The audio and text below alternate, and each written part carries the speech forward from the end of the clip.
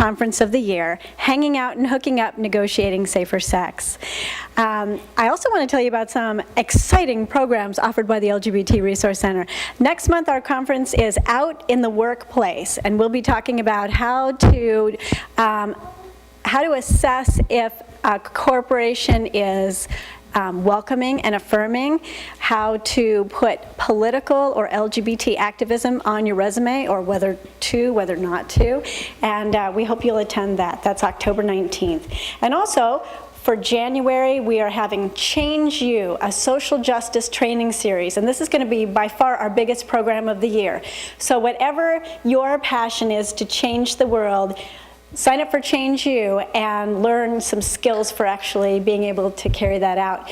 And you can learn more about it at gvsu.edu/social justice.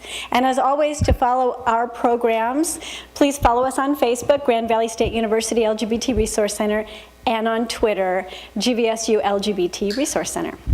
So let me tell you a little bit about today's guest. Dave Watt works for CARES in Kalamazoo, and CARES stands for Community AIDS Resource and Education Services. He's been a certified HIV/AIDS counselor and tester for 7 years. And also some little known facts. He was Mr. Michigan Leather. And he is a marching band designer, so he does all the choreography for marching bands. Very cool. So also, not to correct you, but I still am Mr. Michigan Leather 2009. And he was also a middle school math teacher, which doesn't really go with some of the other things, but okay, I'm trying to work it out. All right. So please help me welcome Dave Watt. This is really sensitive. It's really loud. We're going to fumble with a sound check for a little bit here.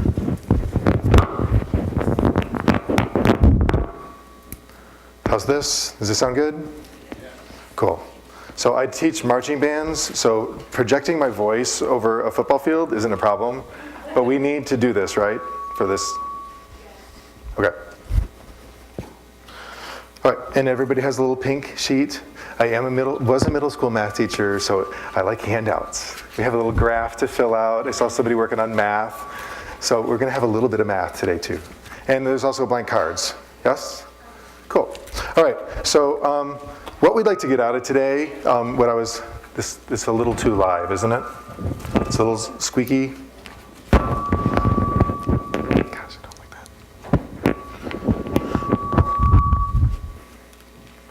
How's that? It's still live. Is it a little too live? A little squeaky? Not bad? It's still buzzing a little bit. Check, check, check, check. How's this? Okay, keep talking. Okay, you got to figure it out? Cool. You have to be careful with this microphone. My cousin, she got married. She's Catholic, and he was Jewish. So when they got married, like the wedding was going to be cursed. When she went to light the unity candles, she stepped on her dress, and she was like right into the microphone. She's like, shit, I can't step. I stepped on my dress. I can't reach the candle. So the wedding was cursed from the start. So, but they're actually still happy. All right, so what we'd like to do today is talk about, like, the world has changed since online, and people are hooking up, and it's a lot more anonymous sex is happening. So I've been testing HIV for 7 years now, so I've had a lot of conversations. How many people have here had an HIV test? Is this okay? So with that HIV test required by law in Michigan, you didn't just go in and get a test, right? What else happened? This is going to be an audience participation day today. What else happened during the HIV test? You had a conversation? Okay, you had a conversation, okay? So you talked about a risk reduction plan, and you talked about, I call it like sex church. You know, like you go in and you confess what you did, and you talk about, you know, the sex and maybe how you were maybe potentially exposed to HIV, okay? So, and I'm finding that, like, over the last 7 years, after hundreds of conversations with people about their sex life, that the trend is that we're having more and more sex, and we're having more anonymous hookups, and I think some riskier behaviors. So when they asked me to come speak on this topic, I was very, very excited. So this is new curriculum for me, but it's also a very, very hot topic, I believe. So what I'd like to just kind of start off with is, I'm not going to ask anybody today to talk about their personal sexual practices, but let's really talk about what we know others are doing. Maybe our roommate, or our friend. Yeah, okay. So where are our friends meeting up? Let's just brainstorm. Just like say hello. Colette, we're going to be asking you in a minute to come on up here and write. Okay. So where are our friends meeting up? At the bar, clubs, parties. Classes, dorms, online. What are some of our online websites? I'm a gay man, so there's gay websites, like a ton of them, okay? But, so I did a Facebook posting, like where are the straight hookup sites? So I asked all my friends, and what are some of the answers I got? Facebook, people are hooking up through Facebook. Match.com, eHarmony. Okay, so people are hooking up there, not just for dating, but like hooking up there for sex too, okay? And then what are friends doing when it comes to sex? Let's talk about a full range. What are our friends doing with sex? It's like, for example, your roommate, what is your roommate doing?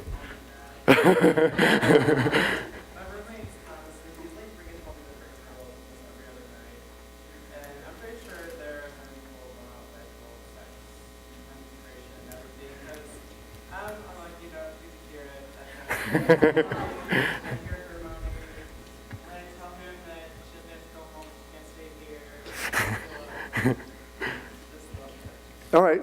So some people are hooking up and full all and out sex. You want to start writing these down, Colette? Like this.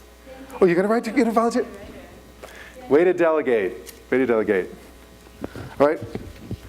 So write on that board. This not the whiteboard. This one. Big letters. I want a marker here. All right. So people are hooking up, and what's the full range of what's happening? We're hooking up online. Where does your roommate meeting these people, women?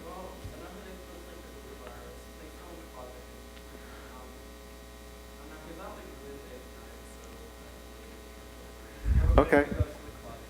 All right. So online, come back to the dorm, and sex there. Okay. What else? What's the other range of people? What are people doing?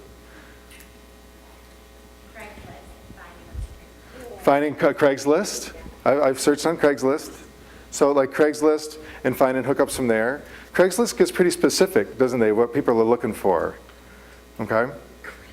So what are some of the things that you might have seen? Have you ever been to Craigslist and just curiously looked at something? I got something on Craigslist once. It was a saw.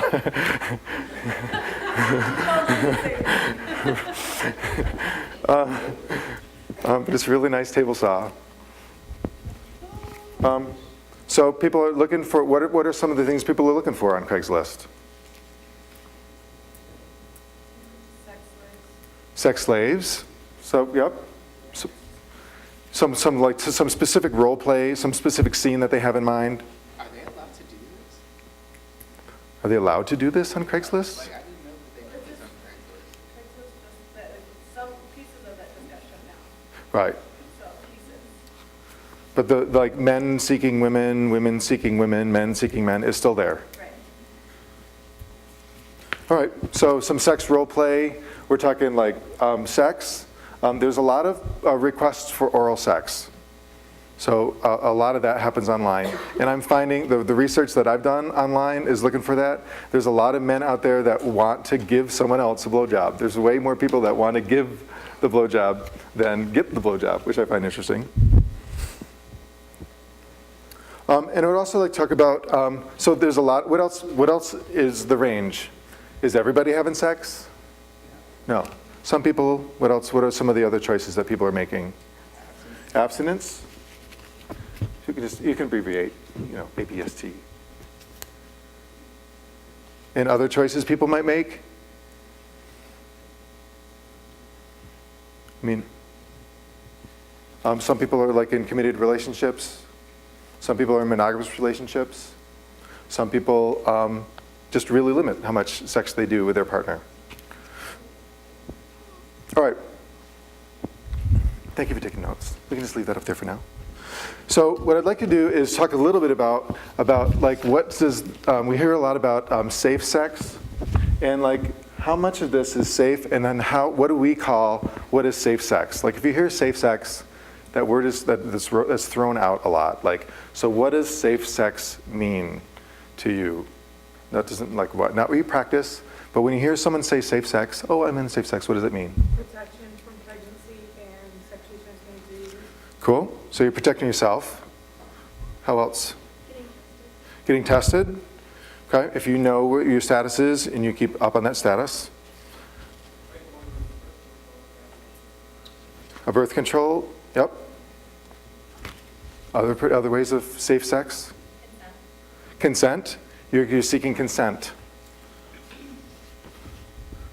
And then other ways of using protection. When they say, oh, I'm using protection, what do they mean? Condoms. We're talking about condoms. So we have like a wide range of, because like if you're just preventing, if your goal is to prevent pregnancy, like that's what safe sex means to me, is I'm going to prevent a pregnancy because that's really what I'm scared of. That doesn't necessarily mean you're not, condoms. It might mean something different for different people. So I think that's an important thing, is like, oh, I'm only into safe sex. Then understanding, like communicating with your partner what that means for safe sex. And also, it's also not just to know, like, it's important for you to like realize for yourself what you consider to be safe sex. Is that you think about it and think about all these acts. Like if you're into like some role play, what is that, like how can I do that safely? Or if I'm gonna have intercourse with somebody, what does it mean for me to have safe sex? And understand what that means. Whether that means, birth control or condoms or monogamy, with one person. So understanding what you consider safe play, okay? Does that make sense? It's important to like think about these things ahead of time, not just in the heat of the moment. Because if I heard the phrase, in the heat of the moment, I did this, for every time I did an HIV test, I'd be on a yacht somewhere right now, because as so many times people say, in the heat of the moment, I did this. So speaking of in the heat of the moment, sometimes we break our own boundaries of what we consider to be safe sex. Okay, you gonna follow along with my handout? So sometimes we break our own boundaries, and sometimes we have barriers that prevent us from sticking to our own rules, okay? So let's say, people want to, like, I have my own rules about safe sex, but sometimes I break my own rules. Can you imagine that happening for people? Under what circumstances do people break their own rules about what they consider safe? Pressure from the partner. There you go. Pressure from a partner. I would love to peel this one off and write these out too. Could you stick this on the wall? So this one we're going to call barriers to our own safe sex. Stick it on the wall thing. Pressure from a partner. And if you have pressure from a partner, and that changes what you define safe sex as, then that, in my opinion, is no longer consenting sex. If you take pressure, if you're pressuring somebody into doing something that you normally wouldn't do or you don't consider safe, then I consider that no longer consent to consenting adults. Okay, under the influence of alcohol. Is alcohol still the biggie? What are the latest other than alcohol? Weed? Others?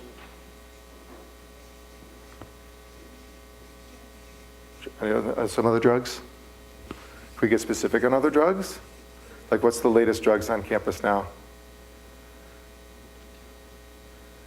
It's okay if you know, that doesn't mean you use. Not sure? Date rape drug? Roofies. Any other boundaries? One I mentioned before is that in the heat of the moment. That sometimes you get carried away with a moment. You're with somebody and you get carried away and just like, we just got caught up with how things were going and we forgot. Or we just didn't care because the juices were flowing, Any other barriers? Can you imagine any other ways that people might sometimes break their own rules? Do you guys have access to condoms here on campus? Where yes, where? And the women's center. And the Women's Center?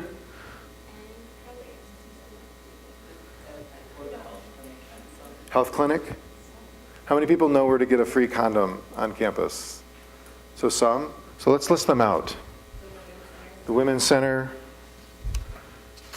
And this is great information to share for the roommate that brings somebody home every now and then. The Women's Center, you have condoms there? LGBT Resource Center. All right. Because I understand, being on a budget, condoms aren't cheap. But for a nonprofit agency to buy them, it would cost us only $60 for 1,000 because we get them at a reduced rate. So they're way cheaper for us to buy them than for Meijer to stock them on a shelf. So use the condoms, the free ones, because they're cheap. Okay? It's a great way to protect the health of our community by supplying free condoms. I think this is a very extensive list. So nice job. Thank you. So part of this is all about condoms. Okay? So it is surprising to me how many times people say, "Oh, I didn't have a condom handy, so we just didn't use a condom." Because the barrier isn't that they don't like condoms, is that they didn't have access to them. So that's really important. So, and this is a great way you can be a friend to somebody. Talk to them about this free resource. Because when I asked, maybe a quarter of you raised your hand, knowing where free condoms are. So be a resource to your friends. And also using condoms correctly. So I'm going to ask people to pass out, if you guys can break into little groups. I've got a little condom game. I've got the condom steps. So the way this condom steps are, correct steps for using a condom. I've got little packets, little 9 slips of paper in here. Okay? So there's 9 different steps. And there's some blanks in there too. Okay? So like step blank. Is someone passing out the envelopes? Can you pass out? Yeah, pass them out. And then get into little groups. So before opening the condom packet, make sure the condom package has not been blank by gently squeezing the package. So it's going to fill in some of the blanks and putting them in numerical order. I gave you some really easy ones. So let's take 5 minutes and just work in small groups, and let's talk about condoms. What do you think? And then we'll go through our answers and see how we did.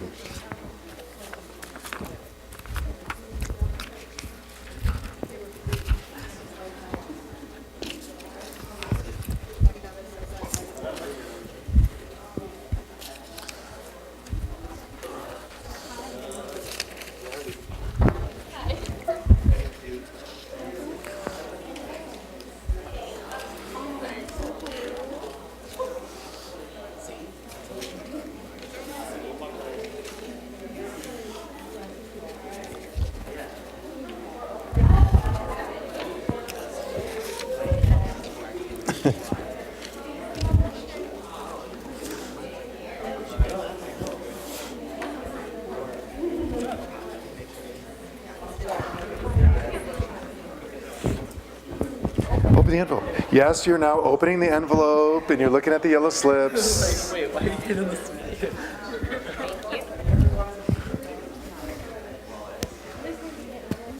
You can work on your own or in small group.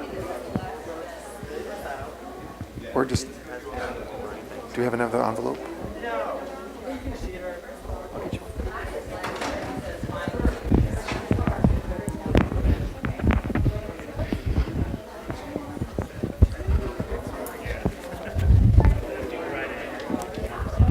I got one.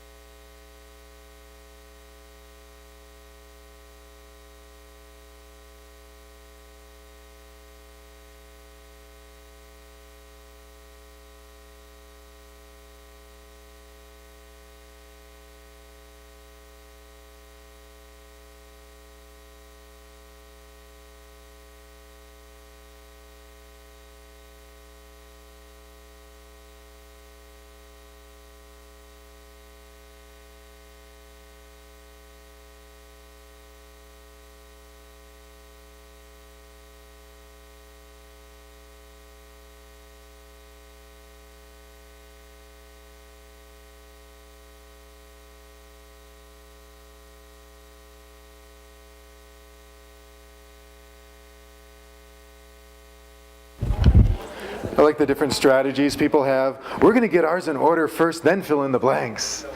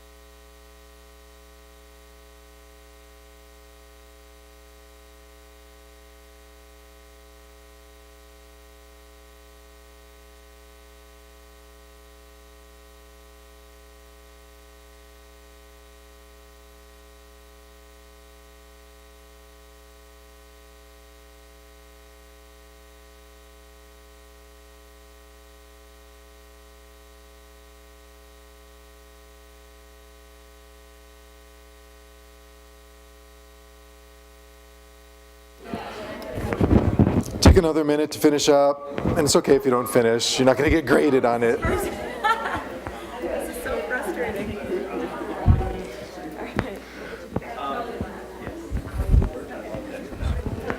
More than one.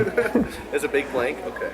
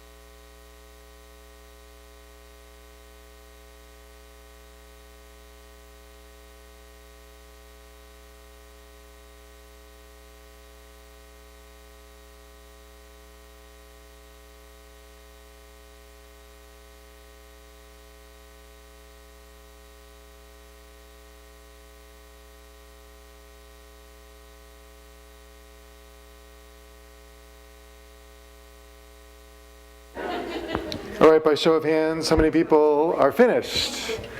So we're about halfway there, so we'll take another like 30 seconds.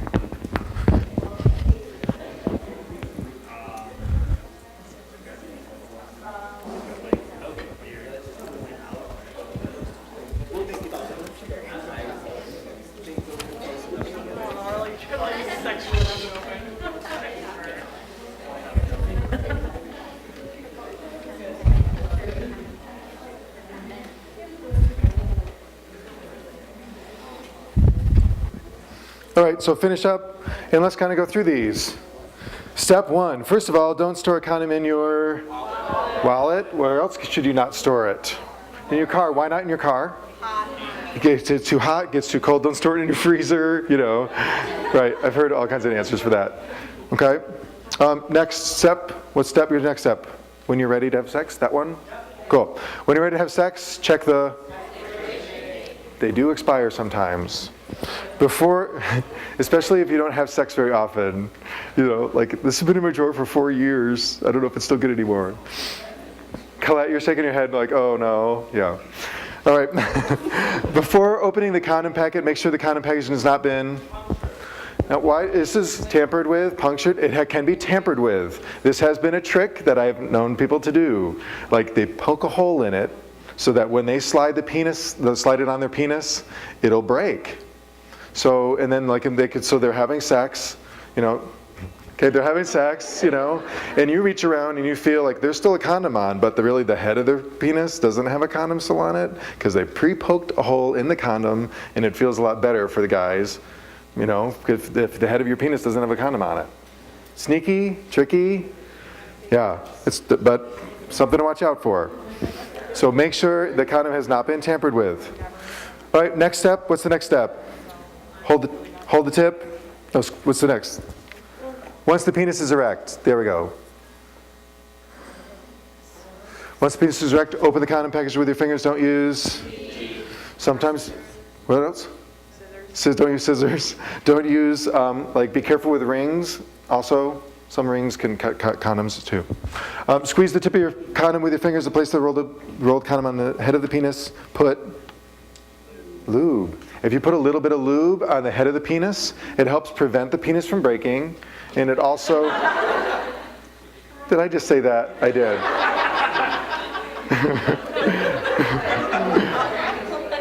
It helps the penis from breaking. And it makes sure the condom has a really good time. All right, next, hold the tip of the condom and unroll the penis. Unroll until penis is completely covered. If the condom doesn't roll unusually, it's probably on backwards, okay? Inside out, right, because it's difficult to roll a condom on inside out. You know, you're like, okay, this isn't working. Then also, if you've got enough condoms, like if you've unrolled it backwards, that means you now have, probably some pre-cum on the outside of the condom, which is now, reversing it. So toss it, get another condom. Okay, they cost us 6 cents each. All right, next, leave a half space tip at the top of the condom to collect cum, jizz. Yep. His load, okay? After ejaculation, while the penis is still erect inside the partner, avoid spilling any semen by holding on while it's still erect. Yes, hold on to it while it's still erect. Don't fall asleep, okay, and just because it'll just the penis will get smaller, and then, okay, then why bother wearing a condom? Don't fall asleep. Finally, use all right? Yes, you don't want to reuse condoms. How'd you guys do? Cool? So there's a lot of steps in okay, let's stop, and just before we use a condom, let's pull out our 9 slips of paper and make sure we're doing this right. No, it's here's a really great tip is have the condom already examined and opened, even opened, and then sitting at the bedside. Make sure it's the right side is up. And then you've got the little pinch, you can just pinch it, and it's already set there. So right in the middle of sex, you can just grab it, put it on, go. Rather than, okay, check the expiration date, turn on a light, you know what I mean? It's so try to make the condom part of the fun, or at the minimal take away from the flow of what's going on. Does that make sense? So even pre-setting your condom and going through steps 1 through 5 before sex begins is good advice for people. So condoms in real life. How do you guys feel about condoms in real life? Are people using condoms? So the next morning, are there lots of condoms around your apartment from your roommate? You don't go, okay.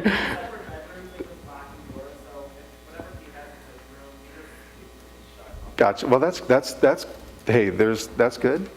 He's keeping it private. So in reality, is all sex that happens with condoms? Not necessarily, right? So some of that in the heat of the moment happens, and condoms aren't there, or I forgot to pick up free condoms, but we're still going to go at it. So a lot of this happens. What if the man doesn't like to wear condoms? Or I go soft when I put a condom on, so I don't like condoms. Sorry, too bad. No glove, no love, right? Okay. Then there's also something to consider is, have you seen a female condom? How many people have seen a female condom before? Cool. So this female condom is actually designed for men. So it can be used for anal sex as well. Okay? So there's an inner ring and an outer ring. So the inner ring, I recommend you lots of lube ahead of time. Okay? Make a figure 8, pinch the figure 8. Okay? And then you insert it. You now have the inside view of what the condom looks like. Okay? The inside view. Push it in, and then push it in. So there's an inside ring that prevents it from coming out, and there's an outside ring that's bigger, prevents it from going in. Cool? So this is a great condom Pros of using female condoms. What could you imagine? You can put it in before anything gets started, and so you don't have to like stop and do the awkward kind of roll on you. You got it. And you can put these up to 8 hours in advance. So you can just be like, I'm ready to have sex at any time, all day long. These are also made of polyurethane. What's the advantage of polyurethane? No latex allergy, right. So like, I'm allergic to latex, I can't wear a condom. You can, okay? This is a great condom for that. It's also great for gay couples. I recommend it for gay couples who are versatile. So you can like both wear one. Then you can kind of go back and forth, back and forth, back and forth, or flip fuck, right? Okay. So that's kind of a fun thing for people. So I'll pass these around.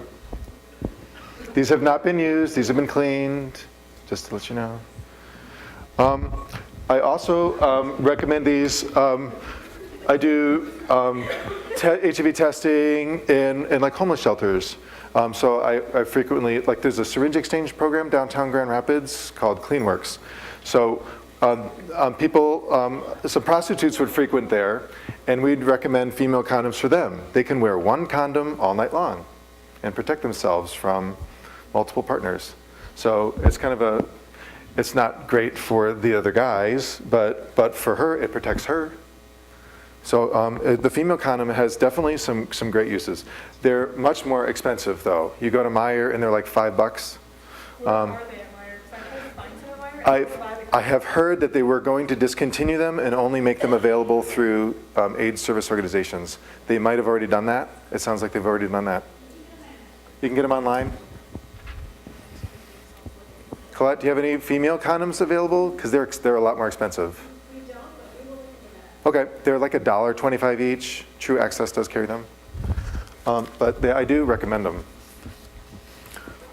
Much more expensive though. Here's a recommendation. If your boyfriend says, I get soft when I put a condom on. So that is definitely a barrier. Because it's a barrier for the guy. Like he has a mental thing about it. But I recommend just like try, jerking off with a condom on. Just get used to wearing the condom.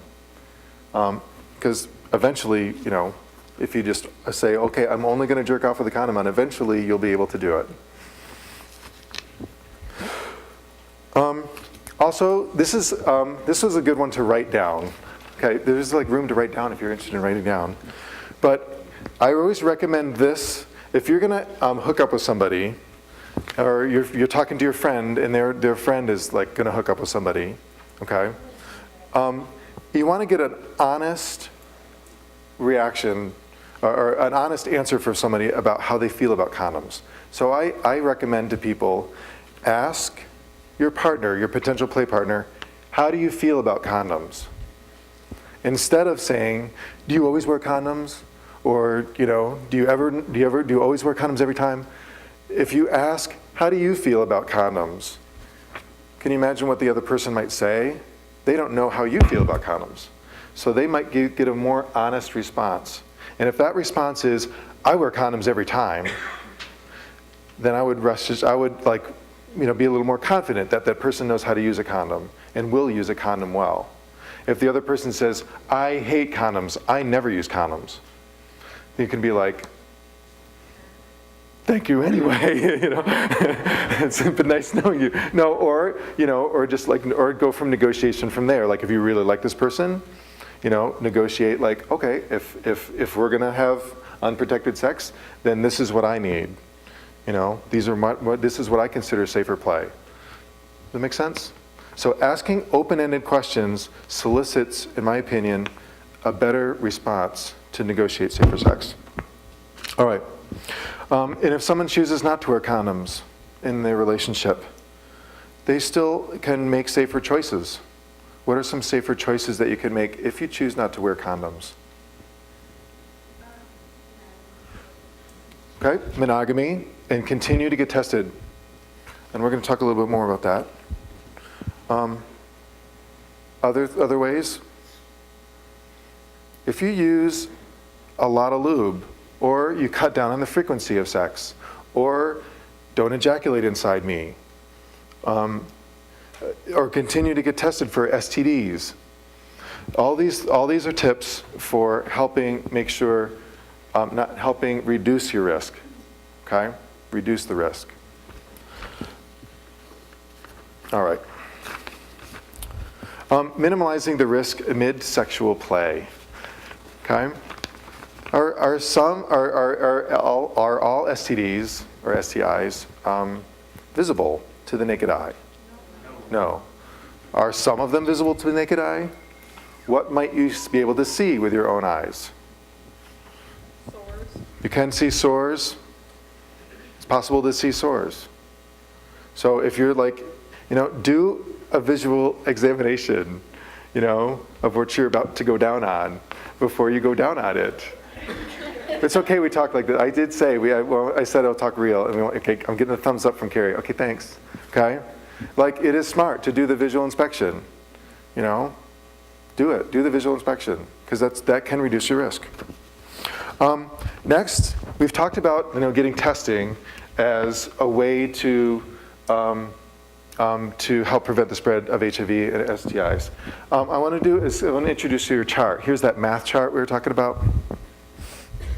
Okay, so what I'd like to show you is kind of the latest statistics about HIV and how it's spread, and why HIV is still prevalent today.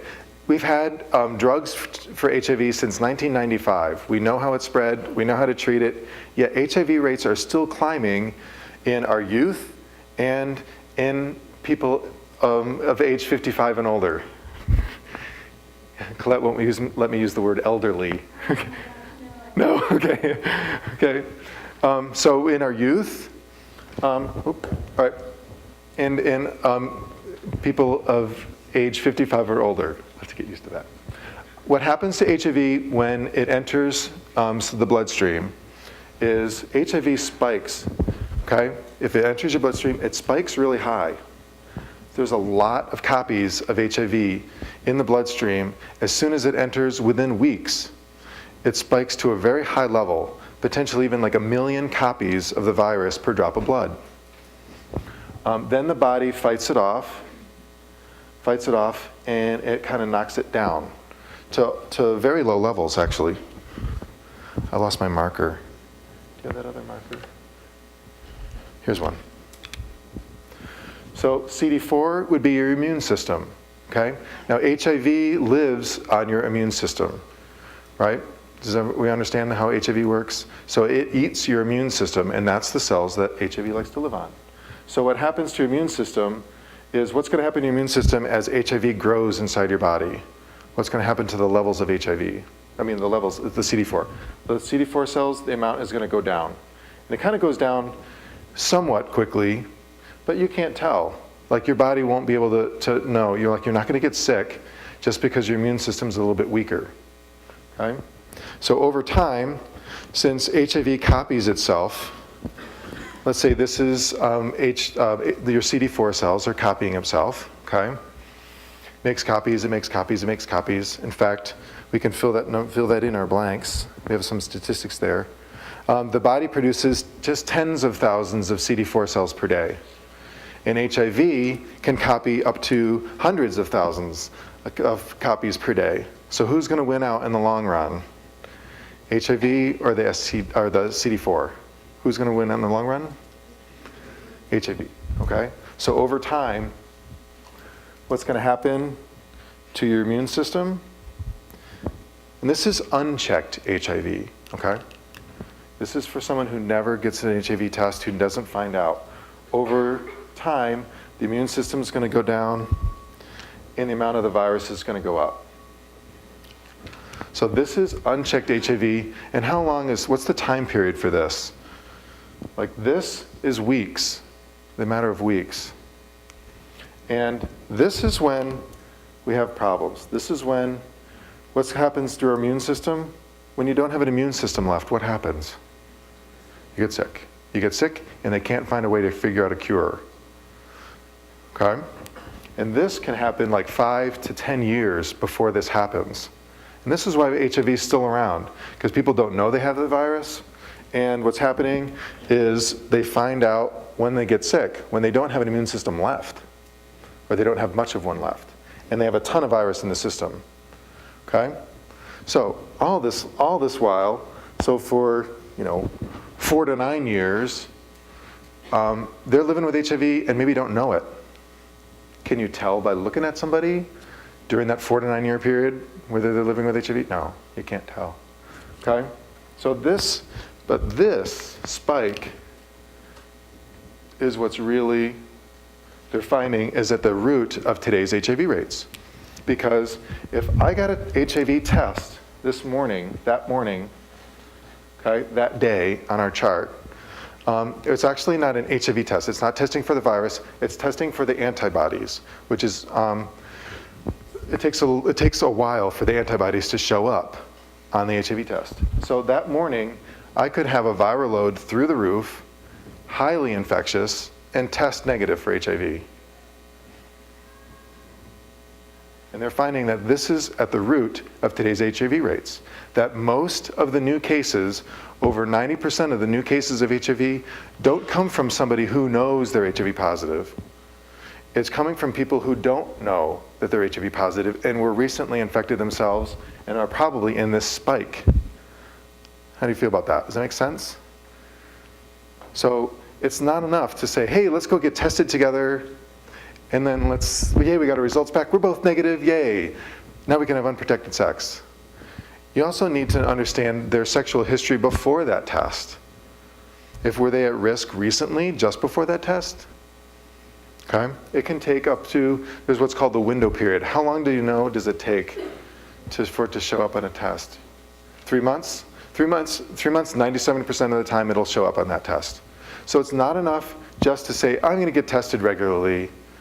It's also understanding somebody's sexual history. Just want to make sure you're aware of that spike, because that's kind of newer information that we're just now learning about HIV educators and how that affects today's HIV rates. So, I also wanted to advocate HIV testing. So many people are afraid to get tested for HIV. And the next statistics we could fill in together. And the importance of detecting, like any medical diagnosis, early detection is key. Approximately 33% of people in the United States who are infected with HIV don't know it. So 1 out of 3 people don't know. 1 out of 3 people who are positive don't know their status.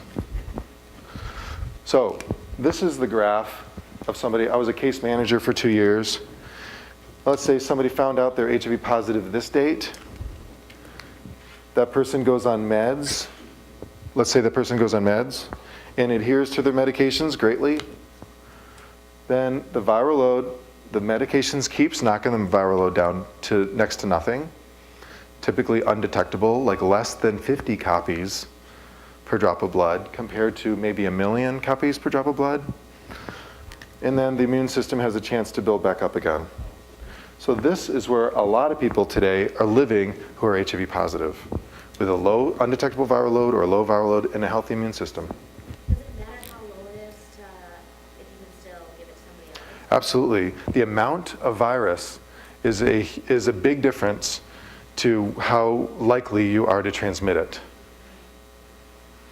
And some of the other statistics that help show that, we'll skip down to one, but like mother to child transmission, which is why for every person who is diagnosed as pregnant, they're offered an HIV test. There's the chance of a mother to daughter transmitting is a 25% chance transmitting to baby, from mother to baby during birth. But if they're on medications and the HIV is being treated and they have a low viral load, it drops down to 3%, which is great news. It is great news. Since 1995, we've had great medications, and they keep getting better. They keep having less and less side effects. So we covered some of the window period statistics for HIV. HIV antibodies may take up to 22 days. And like we said, that 3 months was 97% of the time, and 6 months is 99+% of the time it would show up. How prevalent is HIV in Michigan?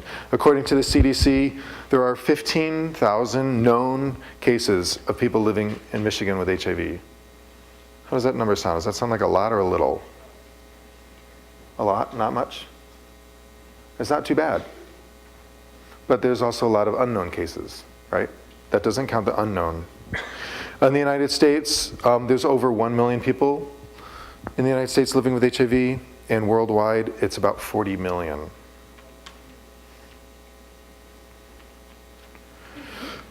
Interesting facts. 1 out of, can you do the math?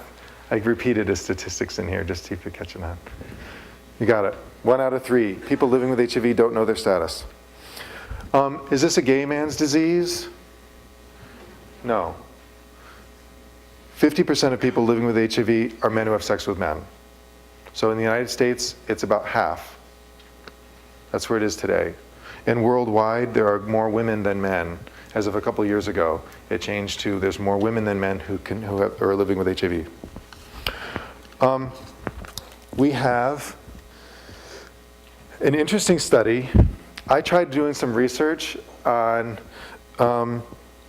people's profiles. Often talk about HIV status on profiles. So have you seen a profile that talks about HIV status? Or I'm DD free, UB2. What does that mean, DD free? If I'm DD free, or I'm STD free. Okay? So like a DD free, you might read, is I'm like drug and disease free. And then so like, or I'm HIV free, and I want you to be HIV free too.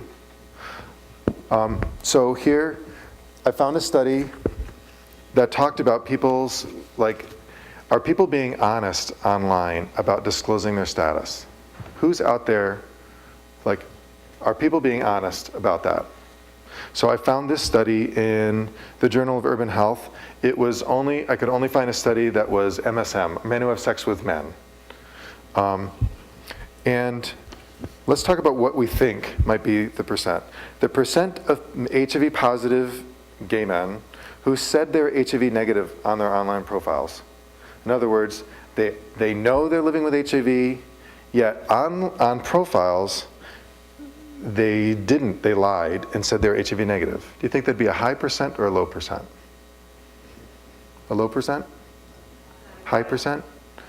Throw out some numbers. What do you think it would be? 75, 30%? Or are they asking them on the site, are you positive, are you negative? Or they just put it on there willingly? They put it, well, a lot of sites ask you to put your status on it. So if they're being told to put that on there, right. So the study showed that it was 17% of people who are HIV positive said they were negative. Not too bad.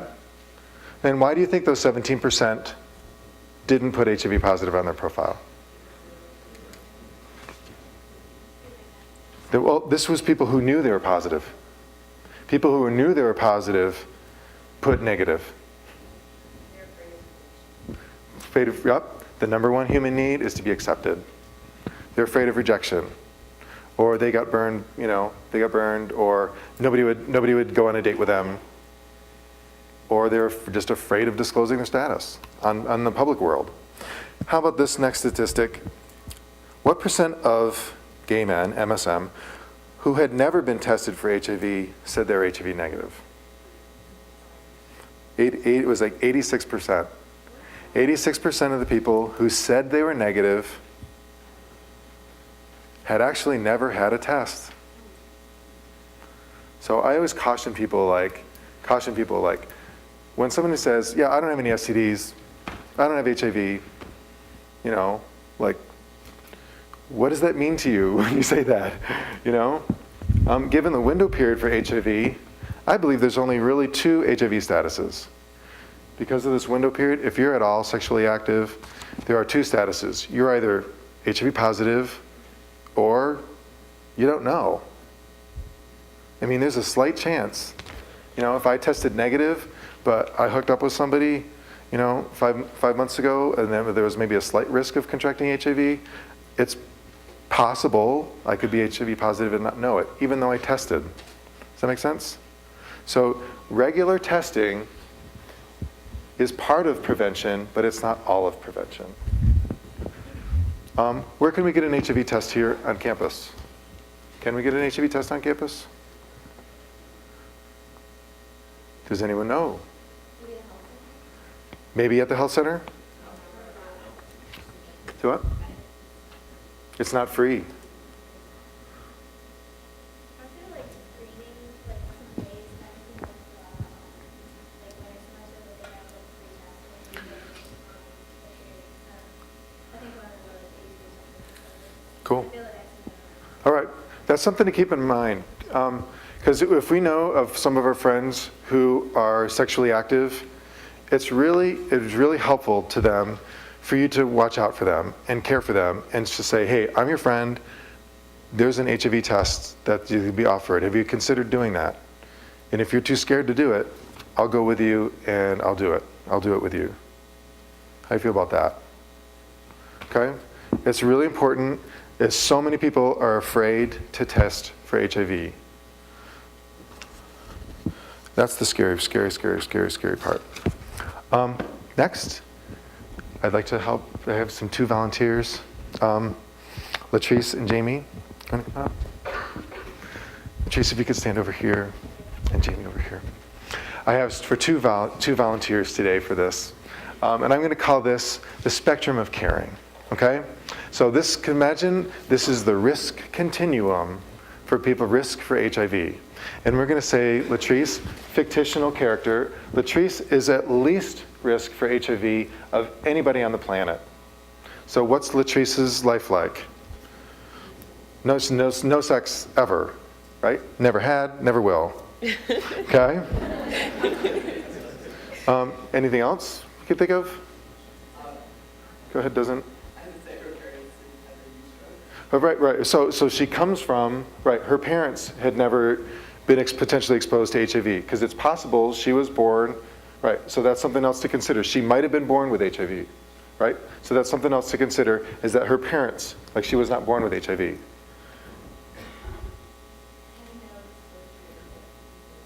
Right, she doesn't work in the medical field, or, she doesn't, clean up the streets of downtown Grand Rapids, like potentially, does not potentially exposed to needle pricks. Excellent. She also doesn't travel to some foreign countries that might not test their blood supply like they do in the United States. The blood supply in the United States has been tested since 1985 for HIV. So no worries in the United States, but no overseas travel, sorry. And over here we have Jamie. She is the most risk for HIV of anybody on the planet. What is her life like? She travels a lot, okay? She goes for rides often, yes. So she might, okay, what else?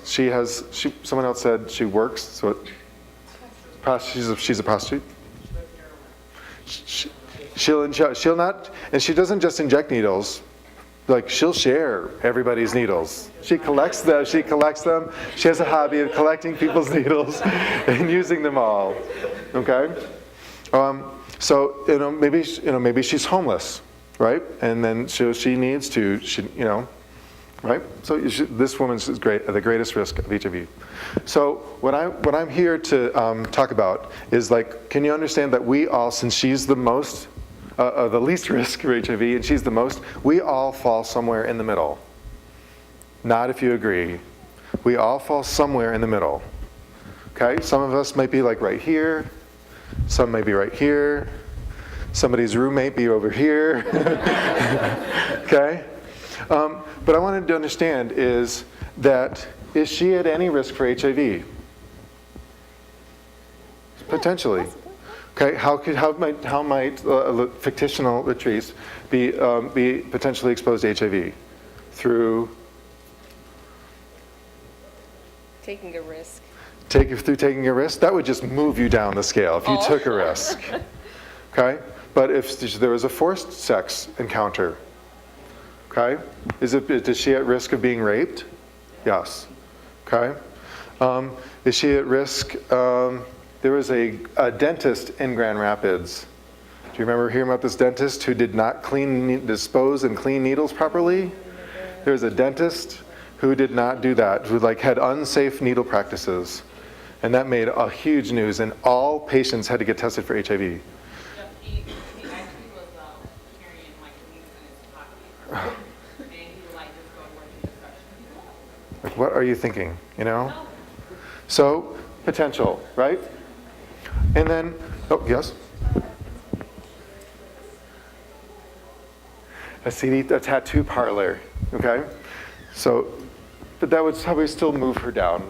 That would move her over here a little bit more.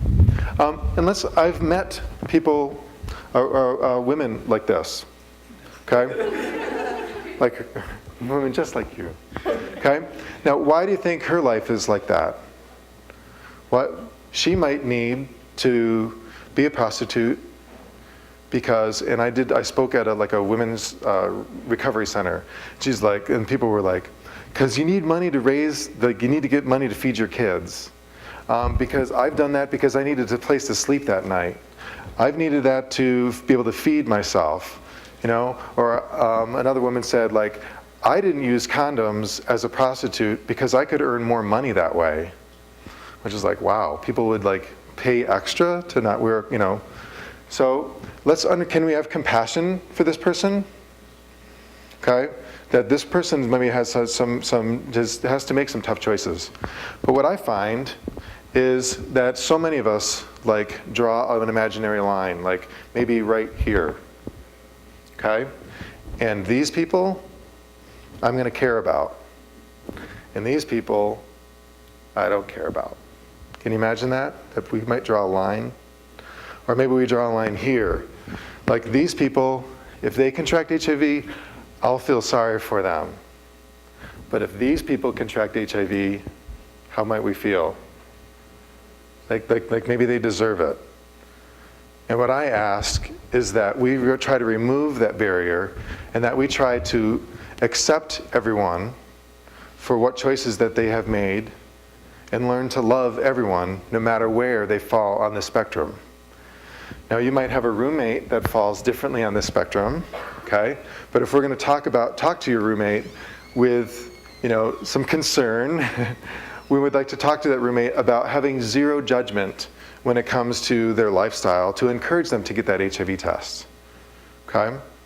So without judgment, without judging your roommate, you need to get tested for HIV because you're skank, try to, without the judgment, just some of the, to try to encouraging them. So what could we say to our friends, to show that we don't judge them?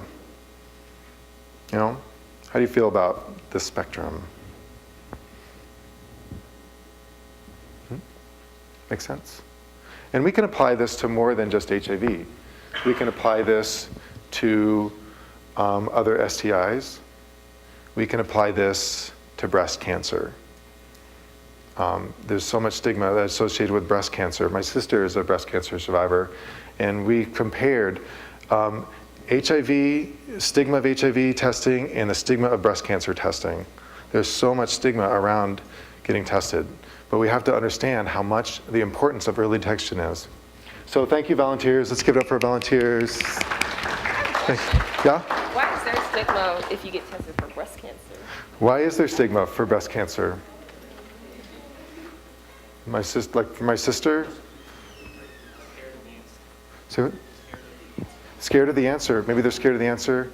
For many women, that is so much a part of their breasts are so much a part of who they are, compared differently than to removing part of your lung, or removing a chunk of your colon. But to have a breast remove can be very, emotionally traumatic. All right. So what I'd like to do is talk about a little bit about Latrice a little bit more. Since she's at risk for HIV, she needs to know the following, and I think this is something we can all understand, is post-exposure prophylaxis treatment, PEP. And this is something new, and it's going to be becoming more and more available.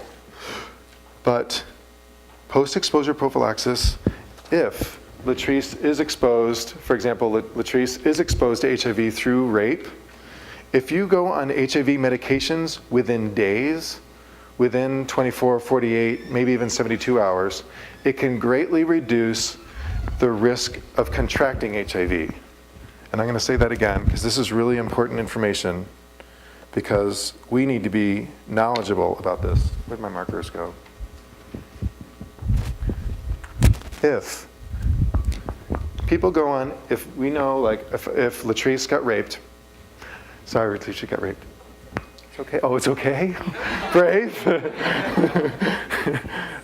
If they go on medications right there, and they take HIV medications for a month, they can like attack the HIV that was introduced in the body, and before it has a chance to spike, it can knock it out.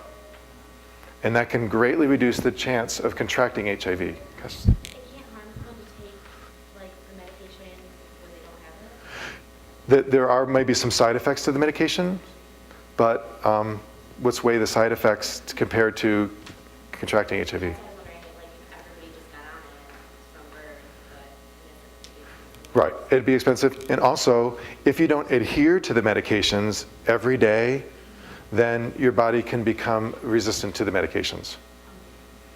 Good question though, because that is potentially like what a vaccine might look like, is like, okay, preventing contracting HIV. It's like, I'll volunteer to be on this program and I'll take, meds every day, and then I'll have unprotected sex and see if it works, Okay.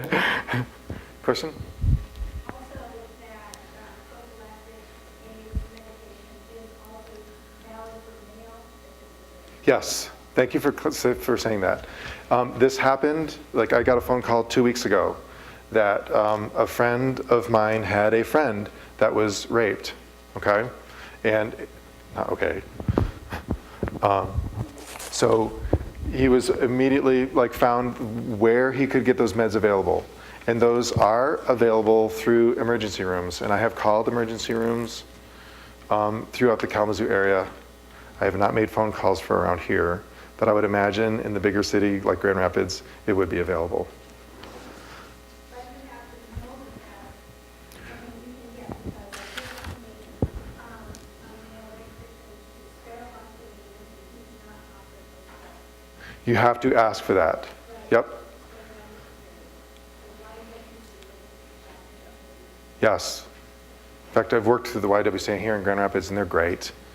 And male rape is so underreported. And again, it has to happen so quick to get on those medications. It has to happen within, like, the sooner the better. Don't wait, like a week ago, this happened to me. It's too late. Did I see a hand over here? Did it go? I was going to comment about the YWCA, which I heard it. Got, cool. So what I'd like to do, you have a little card. Did anybody get a little card? Anybody lose their card since the class started? That would be me. Is I'd like for you to think about this scale, okay? Somewhere, you are somewhere. We've all agreed that we're somewhere. So I'd like you to privately write how you might be at risk for contracting HIV. Are you at risk? What would Latrice write? Latrice would, fictional Latrice would write. No, I'm not dictating to you. Fictional Latrice, like she might say that I might be a victim of rape. Okay? And then Jamie, she might need some extra cards. So take a minute and think about that, how you might be, and thank you, Colette, for mentioning male rape, because even though I didn't use a male example.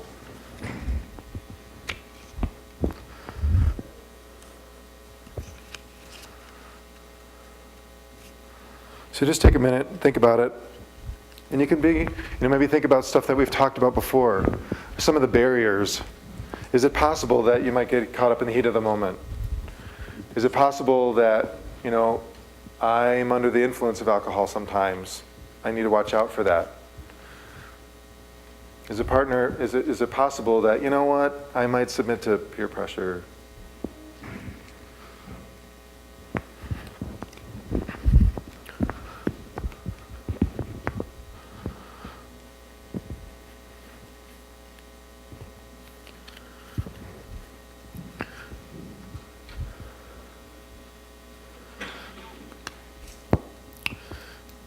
And some people say, oh, I'm going to save myself to marriage, and I'm going to be in a monogamous relationship my whole life. Is that a good plan? It's a great plan. Is that person at any risk for contracting HIV? Absolutely. Absolutely. This has happened. I can think of 6 cases of people that contracted HIV who thought they were in a monogamous relationship. Imagine how difficult it is. I've committed to monogamy. I've committed to monogamy with you. How difficult that is to say that something happened outside of a relationship. That's a difficult conversation to have. So I always recommend to people, you know, even if you're in a monogamous relationship, still get tested together every so often. It doesn't have to be like every 6 months, you know, but every couple of years, get tested together. Because you want to prevent this from happening 5, 10 years down the road, okay? You want to prevent that from happening. But if you catch HIV here or here or here, then you're going to be okay. Besides, when you both have that HIV test result in your hand and you decorate it on your headboard, sex is that much better. All right, everybody got something written down? On the other side of the card, what I'd like you to do is write what you can do to reduce that risk. Think of a way that you can reduce that risk. For Latrice, fictional Latrice, she might have wrote on her card, I might be a victim of rape. Then on the other side of her card, she might say, I need to have a support system so I can tell somebody about that rape and get me to a hospital. Like, I need to have that kind of person in my life where I can say, yesterday I was raped and I need to get to a hospital so I can consider post-exposure prophylaxis.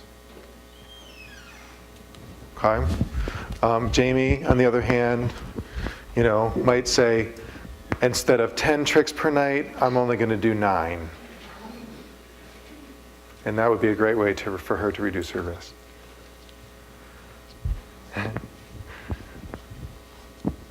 That's funny? I don't know, it's funny, but it's like, it's so real. I can't tell you how much, it's very real.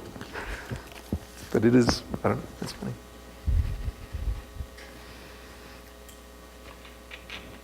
So I'd like to introduce you to, while you're finishing writing that up, a little symbol that I could come up with.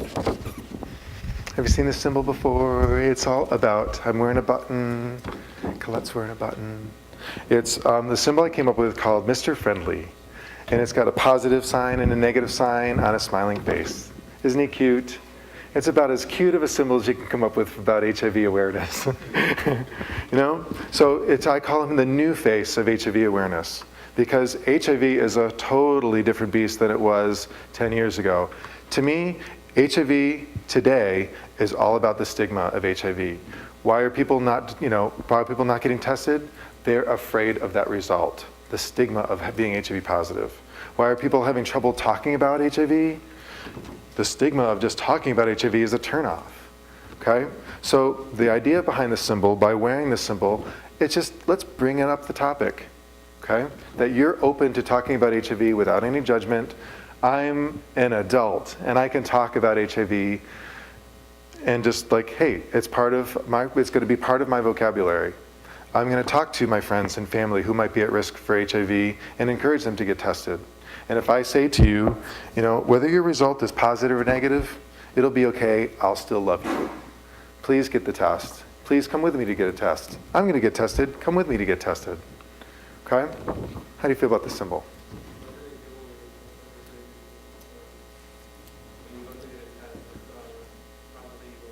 The process for getting a test? There's different types of tests that are available. There's oral swabs. And it's not needles, not necessarily a needle prick anymore. So you can get an oral swab, or you can do a little finger drop of blood. So if you're afraid of needles, there are options.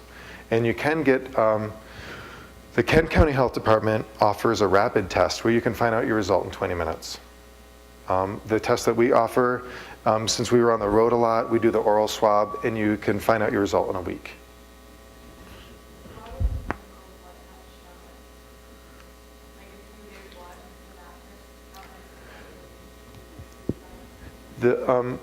Actually, HIV, the way the law is right now, and they're talking about changing the law, but the doctor has to ask your permission to be tested for HIV. So if you just said, test me for everything, they'll test you for a full screening, but unless you specifically say HIV, they won't test you for it. Because there's lots of laws around HIV. Good question, thank you for asking that. So you need to specifically say, don't assume that blood work, oh, everything came back fine. Make sure part of that test was an HIV test. Be specific. Great question. I don't necessarily always cover that. So for this symbol, we have little buttons, and we have buttons for everybody here today.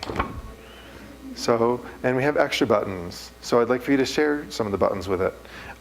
So the idea behind the button is, wear it on your backpack. So when you're talking to, friends about like, oh, we had the great sex last weekend, not every time. Don't be the annoying person, did you get an HIV test? Don't be the annoying person that says it all the time. But every so often, bring up HIV or bring up, STD testing. Be the friend and be the one to like talk about it. Do you have access to condoms? Did you not use condoms? What could you use, Then make sure you're getting tested. Cool? All right.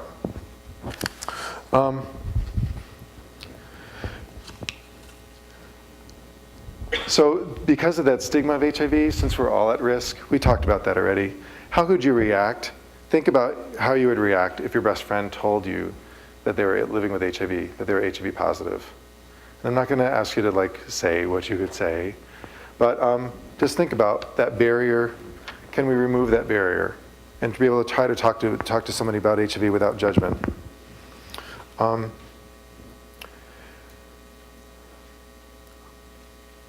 If somebody you just met, and there's a lot of friend potential, and they disclose they're HIV positive, disclose that they were living with HIV, what are some of the things that you could say when you first learn about somebody being HIV positive? And this can also be applied to somebody living with herpes or something, that's not necessarily just HIV related. What are some of the things you can say right away to let them know that you are their friend?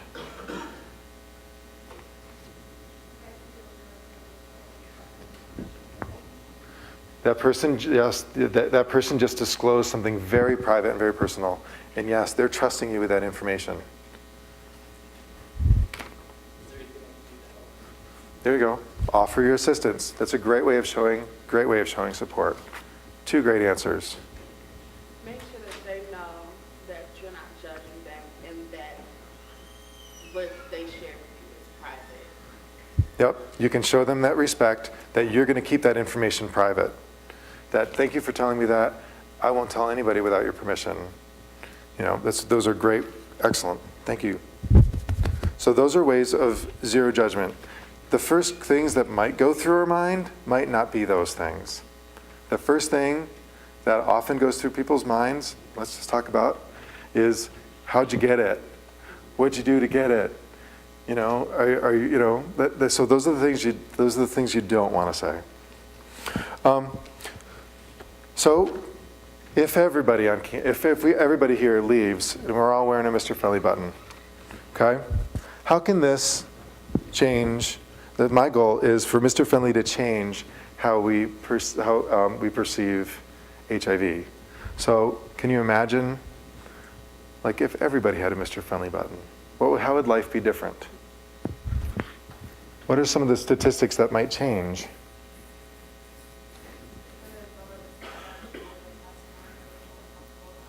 more people would be getting tested. That rate, the third of people living with HIV that don't know it, I would hope that would go down. Because if they're getting tested earlier, okay, and that's going to help us out. That's going to change the whole tide of HIV right now. Because right now, in my opinion, there's this downward spiral. Stigma means less people are getting tested, which means more people are living with HIV, which means more people are getting infected, which means, we need to reverse that trend. And we need to reverse it. And Mr. Friendly's the answer. Maybe an answer. But Mr. Friendly can help us all reverse that trend. Cool. So what I'd like to, our last little exercise for the day, I could again use some help with the marker board, is knowing all this and knowing how we can be like less judgment. Let's just talk about giving some advice to friends who are hooking up. What are some tips that we can give some friends that are like, hey, I'm going to hook up, this weekend, or I'm going to do something, or that they regularly do this. What are some tips that you can give that person? And I kind of broke it down into categories, right? Did I break it down into categories on your sheet? What are some of our categories? Before the date, upon meeting, initial meeting, some of that anonymous meeting, and during the date. So let's come up with some ideas. You want to take a minute on your own and talk? Or you want to do this as a group? As a group. You guys are like chatty, which is cool. As a group. Before a meeting, what are some tips?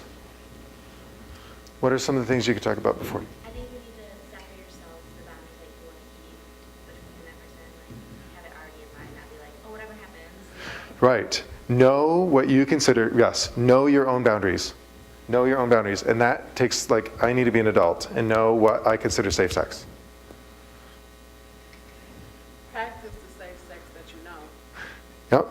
Okay, just be aware of am I really practicing that safe sex? If or self-analyze. If let's be aware, if I'm succumbing to some of these pressures, let's not just give up. Let's reassess ourselves and am I really doing my own safer sex ideas? Be on birth control. If you know that sometimes you're not going to wear condoms, birth control. Between my roommate and I, if you know that the other is going out, regardless of what the other friends are doing, one of us will usually ask, hey, did you bring your condoms with you? If you kind of look out for each other. There you go. Reminding each other, keeping stock of condoms, reminding each other to wear condoms. I always say, if you've got a drink in your hand, have a condom in your pocket. This is a good rule because that's how many times have I heard that? I was drinking, I didn't have a condom. But if you know you're going to go out, be ready.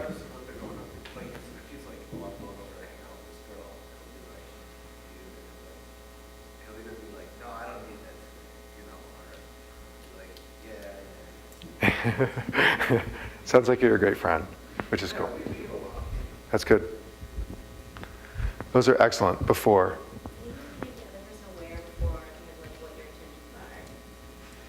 Letting your safer sex boundaries be known with your potential partner before you meet up. Excellent. If you're going to hook up with somebody, let somebody else know. Do you have a friend? Can you be that friend to somebody else? Or are you the type of person that's like, I don't want to know what you're doing? Or can you be that friend that says, look, if you're going to go out and do this, call me and let me know. Just send me a text. Let me know where you're at. If you're following some guy home, text me his license plate number.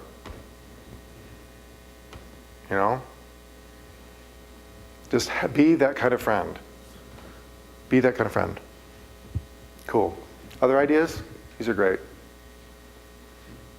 How about upon meeting? At the date itself, upon meeting. Where should you meet? Well-lit area, yes. Trust your instincts. If you feel uncomfortable, trust your instincts. You guys are coming up on all mine, which is great. Meet in a public space, a well-lit space, where other people are there. Don't tell somebody you're going to meet him there by yourself. Like say, my friends and I are going to come to meet, we'll meet at this bar. I'll be there with some friends.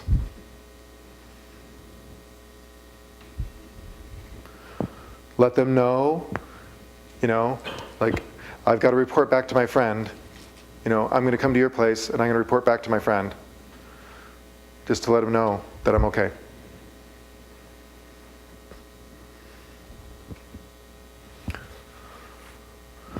What about, can you bring anything with you to protect yourself?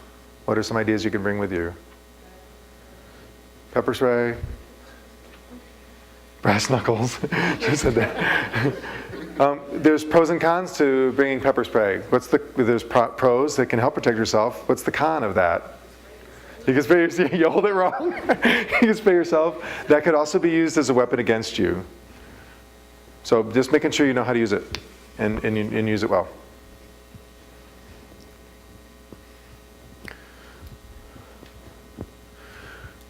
All right, and on the date itself, let's say on the date itself, hey, this is what I'm into, Would that end the date? Know your boundary, okay? That would end the date. Why would that end the date for you? Because he came. What is he into? There you go. Let's say you're into this, okay? I'm all about like, hey, let's eroticize safe sex. Can you have a great time with like some rope? Sure, But is there a way to do this safely or not? How can you do it safely? Don't tie it around your neck, right? Don't like if you're gonna tie me up, don't tie it around my neck. Or if you're gonna tie me up, let's role play it and don't tie it so that I can still escape.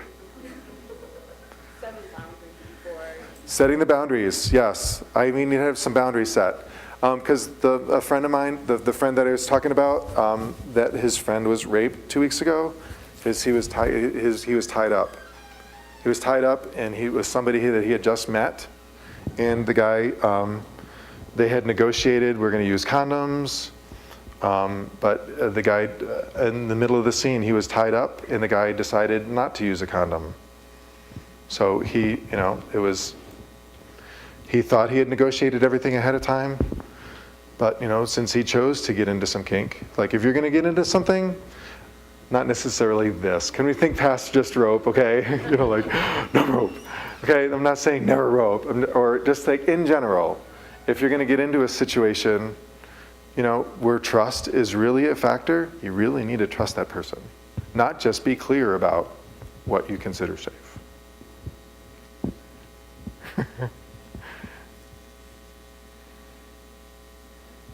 Establish trust. That trust is so important.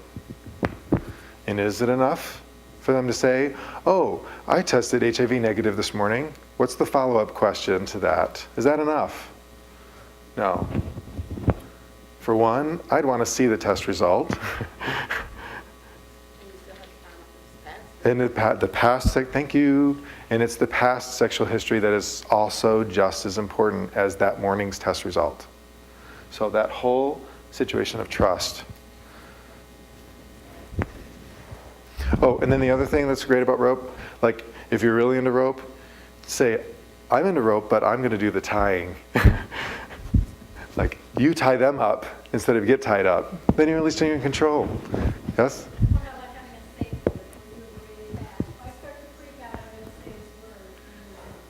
Yep. Have a safe word established. Doesn't have to be a weird word, just like stop or red light, stop. So, and I'm hoping that the general feeling of what we're talking about today is we want to be sex positive. I'm not saying everybody needs to live their life like Latrice, fictional Latrice.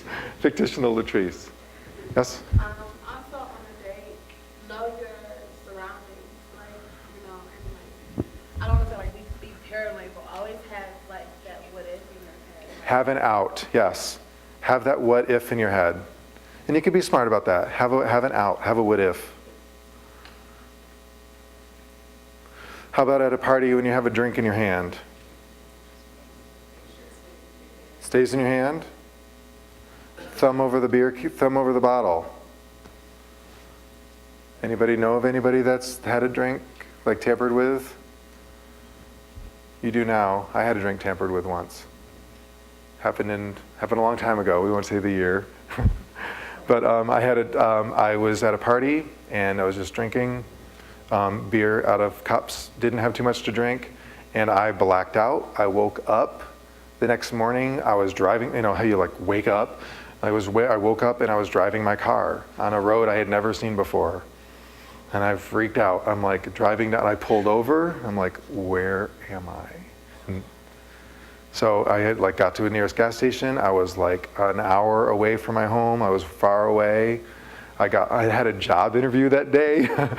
So that job interview included a medical exam, and there was morphine in my blood. And I'm like, I don't even know how to take morphine. You know, I didn't, you know, it was like, so my drink, we assume that my drink had been tampered with. So it happens, it can happen. All right. Thank you very much for taking notes. Let's give her a hand. Anyone have any questions? How are you guys feeling? Feeling like you're coming out of this with some information? Not just about yourself, but if you keep this information all to yourself and not share this with friends and not share this with roommates, no matter how you feel about your roommate, then this will only go so far. Yeah? The transmission rates from female to female is very, very, very low. In fact, I know of no cases. Within the highest risk I've noticed from female to female is that sometimes women that use injectable drugs like to share the needle, because it's more intimate when you share the needle, share the injectable drug. So that's how that's the few cases of women relationships that HIV has been spread. Any other questions? I wrote a little poem. I'd like to share it with you. Ready? I'm already embarrassed. All right. Hear what I say, all those that play, these words that I am saying. Avoid the worst, think safety first when you're hooking up and playing. Treat each other like your brother, live life standing tall, and be stigma-free for HIV with love for all. Thank you for the opportunity today to come speak. Do you have some things to say too? Thank you so much for coming today, and thank you again to Dave. Thank you for the opportunity. And we would love for you to fill out your evaluation.